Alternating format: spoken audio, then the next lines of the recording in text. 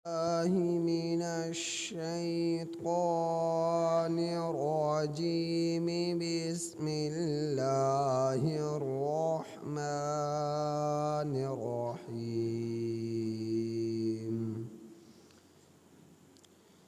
فأما الذين آمنوا وعملوا الصالحات فيوفيهم أجورهم ويزيدهم من فضله.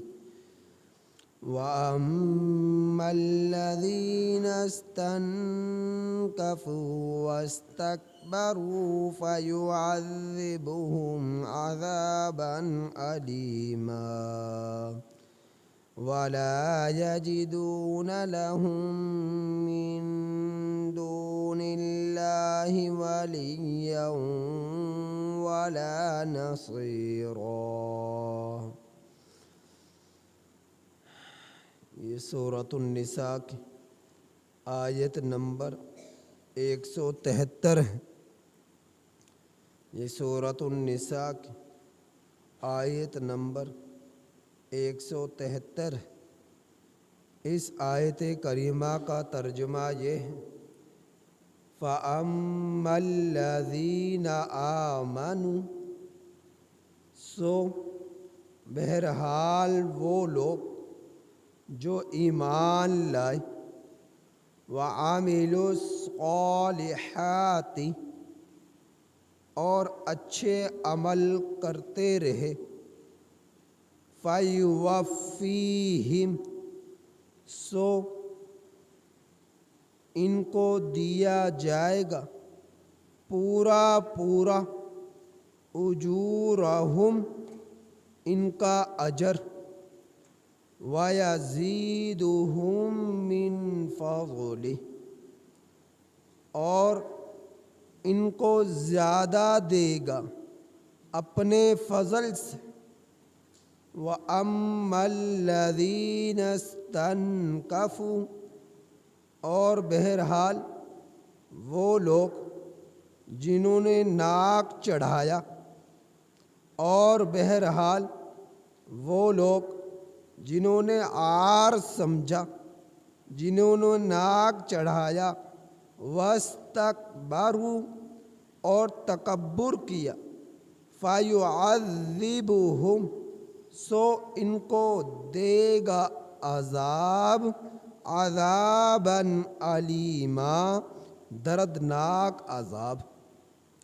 وَلَا يَجِدُونَ لَهُمْ اور نہ پائیں گے وہ لوگ اپنے لیے من دون اللہ اللہ کے سوا ولیہ نہ تو کوئی حمایتی، ولا نصیرا اور نہ ہی کوئی مددگار.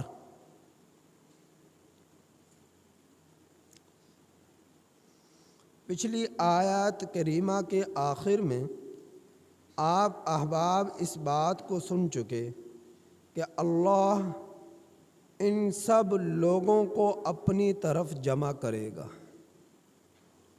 ان سب کو، اہل یہود کو بھی، اہل نصارہ کو بھی، اہل مسلم کو بھی، تمام دنیا کے اندر رہنے والے مذاہب کے لوگ سب نے جمع اللہ کی طرف ہونا ہے. میں نے کل آپ احباب کے سامنے اہل نصارہ کے 3 طرح کے فرقوں کا بیان کیا. ایک فرقہ نستوریہ تھا، اور ایک فرقہ یعقوبیہ تھا، اور ایک فرقہ ملکائیہ تھا. نستوریہ وہ فرقہ تھا کہ جو حضرت عیسیٰ علیہ السلام کو العیاذ باللہ اللہ کا بیٹا قرار دیتا.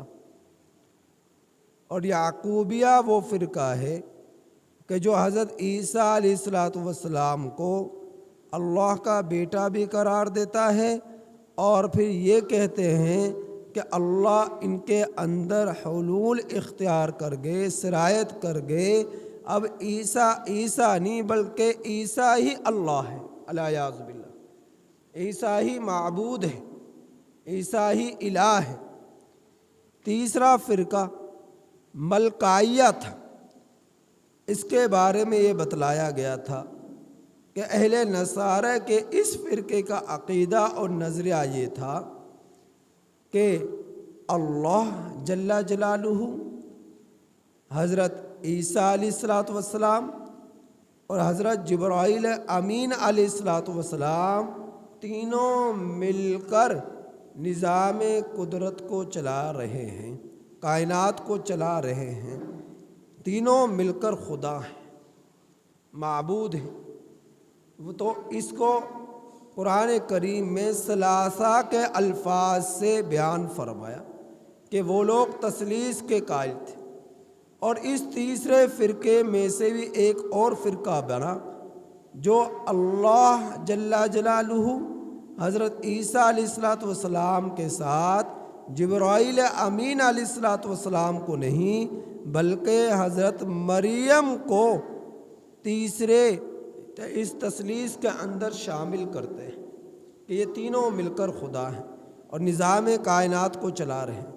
تو اللہ رب العزت نے ان لوگوں کو لیے تنبیہ فرمائی دردناک عذاب کی، اور بتلایا کہ عیسیٰ علیہ السلام جس کو تم خود خدا کہتے ہو، یا اہل یہود الیاذ باللہ حلالی ماننے کے لیے تیار نہیں، اور اہل نصارہ یہ کہتے ہیں کہ آپ کو سولی پر چڑھا دیا گیا، تو اللہ جل جلالہ کے پیغمبر کے بارے میں مزید یہ کہ آپ کو ہی الہ قرار دے دیا، اور کبھی اللہ کے بیٹے کے ساتھ منسوب کر دیا کہ اللہ کا بیٹا، جبکہ اللہ پاک ہے، اولاد سے، والدین سے، بیوی سے، بچوں سے، انہیں کسی چیز کی بھی اللہ کی ذات کو ضرورت نہیں ہے۔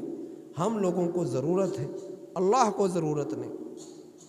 تو اللہ تعالیٰ نے پھر فرمایا کہ یہ لوگ اس طرح کے جو نظریات رکھ رہے ہیں، اپنی طرف سے گھڑ گھڑ کر باتیں میری طرف منسوب کر رہے ہیں، یاد رکھیں ایک دن آنے والا ہے، ان سب لوگوں کو میری طرف جمع ہونا ہے، میں ان سب کو اپنی طرف جمع کروں گا۔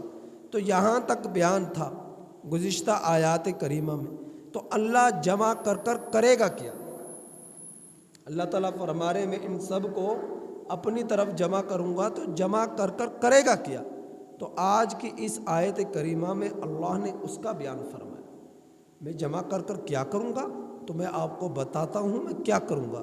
تو اللہ نے پھر فرمایا فَأَمَّا الَّذِينَ آمَنُوا، سو بہرحال وہ لوگ جو ایمان لائے، وَعَمِلُوا الصَّالِحَاتِ، اور اچھے عمل کرتے رہے، تو اللہ تعالیٰ ان لوگوں کو ان کا بدلہ دے گا، اجر دے گا، اور اجر بھی ایسا جو پورا پورا دیا جائے گا، یہ انعام ملے گا۔ آپ اندازہ کریں، اگر صرف تنا ہو، اس پر شاخیں نہ ہوں، پتے نہ ہوں، پھل نہ ہوں، تو تنے کا کسی کو کچھ فائدہ نہیں ہوتا۔ فائدہ تنا تبھی دیتا ہے جب اس کے اوپر شاخیں ہوں، پتے ہوں، اس کا سایہ ہو، اور پتے اور شاخیں ہوں گی تو سایہ بھی ہوگا، تو اس کے نیچے بیٹھ بھی سکیں گے، سائے میں بیٹھ کر گرمی سے بچاؤ کا انتظام بھی کر سکیں گے، اور پھل ہوئے تو کھا بھی سکیں گے۔ تو خالی تنے کا کوئی فائدہ نہیں ہوتا۔ تو ایمان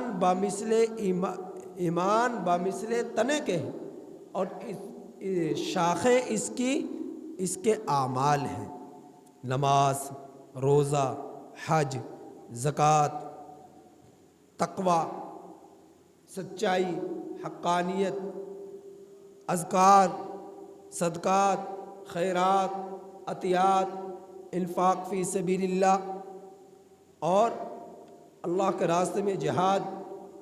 تو بے شمار عبادات کے وہ ذرائع ہیں جن کو اختیار کر کر ہم اللہ کو راضی کر سکتے ہیں۔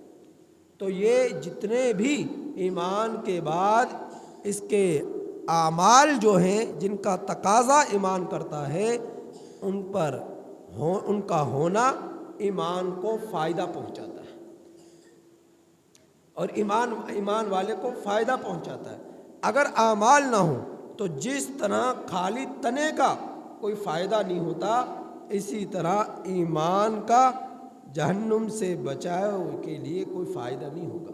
ہاں یہ بات تو ہے کہ جس کے دل میں ایمان ہوا، زبان سے تصدیق ہوئی، زبان سے اقرار ہوا، دل سے تصدیق ہوئی، حقانیت کے ساتھ سچا پکا ٹھکا مسلمان وہ بنا، لیکن اعمال نہ کیے تو جہنم میں گناہوں کی، نافرمانی کی، اعمال میں کمزوری کی سزا اسے بھگتنی پڑے گی۔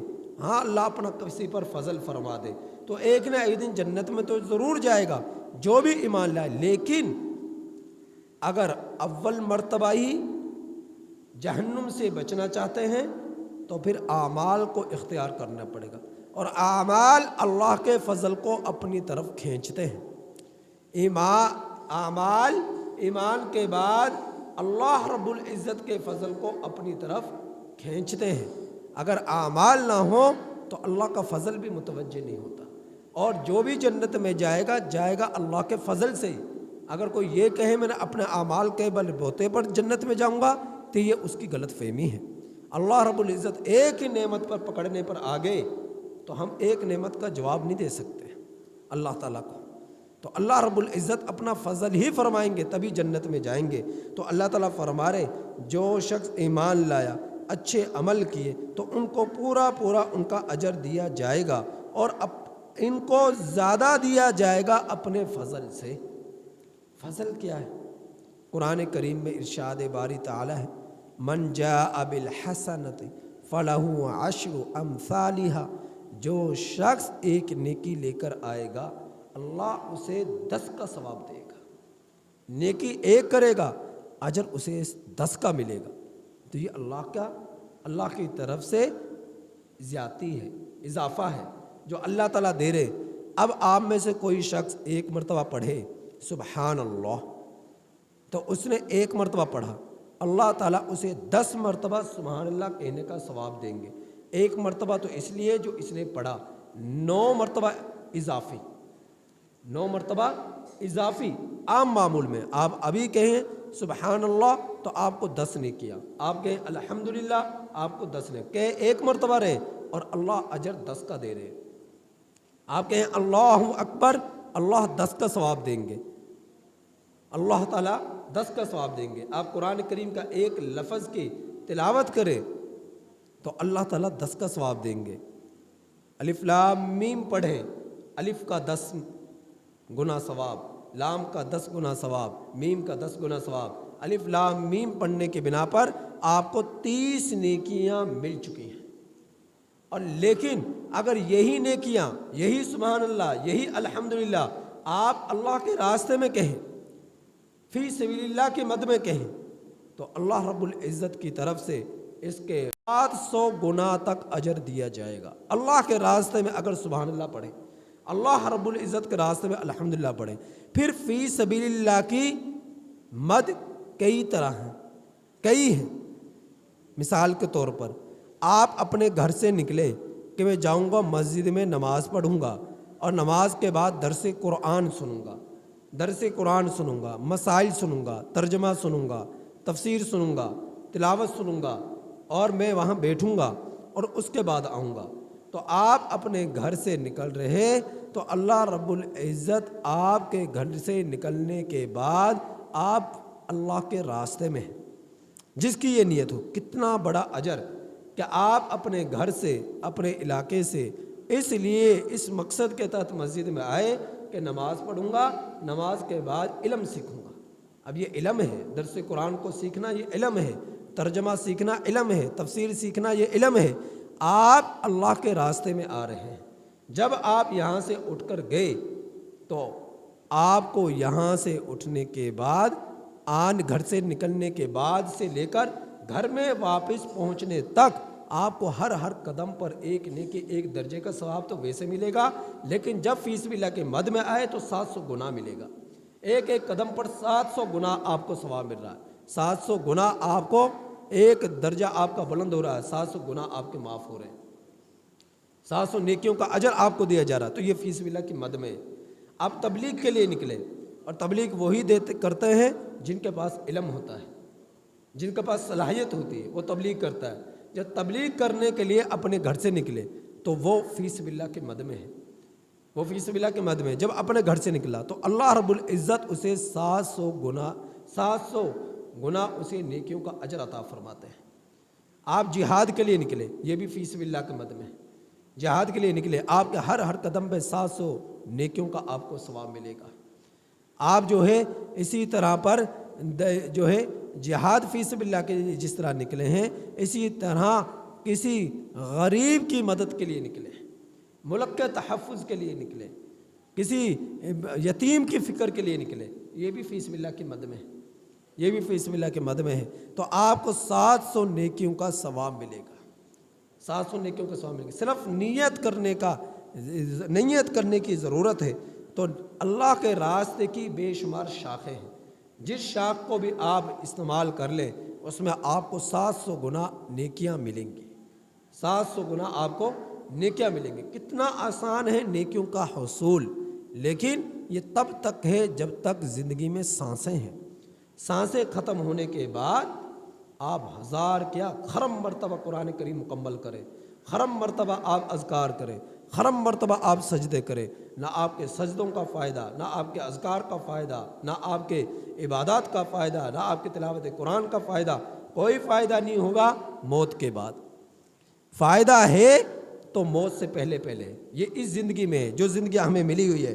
تو اللہ تعالیٰ فرما رہے وَيَزِيدُهُم مِّن فَضْلِهِ، اور ان لوگوں کو دوں گا اپنے فضل سے، زیادہ دوں گا۔ کتنا زیادہ دوں گا وہ بیان کر دیا۔ پھر آگے فرمایا اور بہرحال وہ لوگ جنہوں نے ناک چڑھا، استنکاف کہتے ہیں ناک کو چڑھانا۔ کیا مطلب؟ تکبر کرنا، اکڑنا۔